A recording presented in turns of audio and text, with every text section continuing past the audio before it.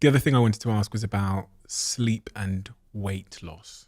I've had a lot of health experts on this podcast recently, but none of them have really talked to me about the role that sleep or sleep deprivation plays in weight. Is there a relationship? It's probably one of the most well-defined relationships that we know in all of sleep science.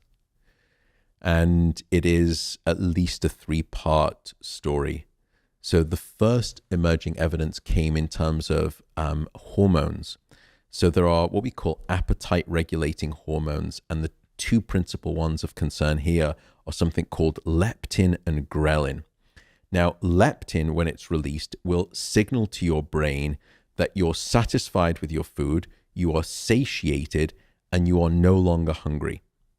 Ghrelin does the opposite. When ghrelin is released, it says, no, you're not satisfied with your food, you are not full, you still want to eat more, you are still hungry. And some of the first studies, they started to just limit people, restrict people's sleep to 6 hours or 5 hours or 4 hours. And what they found was that there was, firstly, that signal leptin that says, no, you're satisfied with your food, you don't want to eat anymore, you're full. That signal of fullness, satiation, was decreased by 18%. If that wasn't bad enough, ghrelin, which is the hunger hormone, that leapt up by 28%. Overall hunger levels rose by about 26%. So firstly, it's almost like double jeopardy, that you are getting punished twice for the same crime of not sleeping enough. Once by losing the signal of I'm full, I don't want to eat anymore. And once again for the, no, I'm much more hungry and I'm just going to overeat, which is ghrelin. So what that produces is a profile of increased eating. So on average, underslept individuals started to eat in those studies about 300 to 400 extra calories at each sitting by way of insufficient sleep. Then what they discovered is that it's not just that you want to eat more, it's what it is that you have a craving for when you are underslept. And this is the problem. What they found is that when you are underslept, you eat more of everything, but you especially eat more of these heavy-hitting, stodgy carbohydrates, bread, pasta, pizza. The next thing that you started to eat, have a preference for, was simple sugary foods, sweets and chocolate. And then finally, you started to crave very salty food, and high sodium food intake will increase your blood pressure. So that was the first of the three mechanisms. Then we did a study where we said, perhaps it's not just the circulating hormones in the body. The brain is the ultimate arbiter of your food decisions. So what's going on in the brain? So we took a group of perfectly healthy individuals and we put them through the experiment twice. Once when they'd had a full 8 hours of sleep, and once when we deprived them of sleep. And then the next day we placed them inside an MRI scanner and we showed them images of lots of different foods that range from being sort of, very healthy to being very unhealthy, and sort of ice cream and, chocolate and pizza and things, to leafy salads and nuts and greens and vegetables. And we asked them to rate how much they wanted that food for each item. Now we did something a bit sort of dastardly to make it more ecologically correct, so that they weren't just saying, okay, they probably think I should probably say that's healthy. We said, we're going to randomly select one of these images, these food images that you see, and after you get out the brain scanner, we're going to give you that food and we're going to politely ask you to eat it all. So it made it a bit more realistic, so the choices were more, as much as that we could.